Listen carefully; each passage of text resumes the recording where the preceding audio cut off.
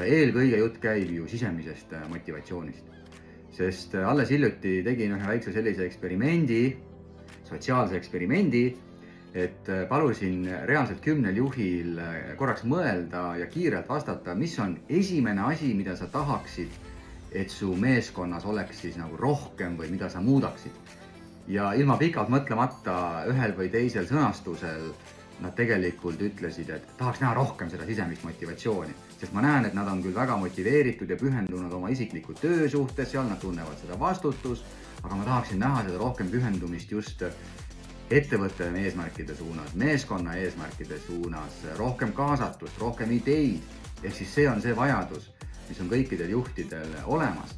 Ja siit võib tuua nüüd selle erinevuse sisse, et liidritüüpi juht näeb seda rohkem. Ta näeb rohkem, kuidas moodi tema meeskond on kaasatud, on rohkem kohal, mõtleb kaasa ja võib-olla selline ülemuse tüüpi juht tajub seda natukene vähem.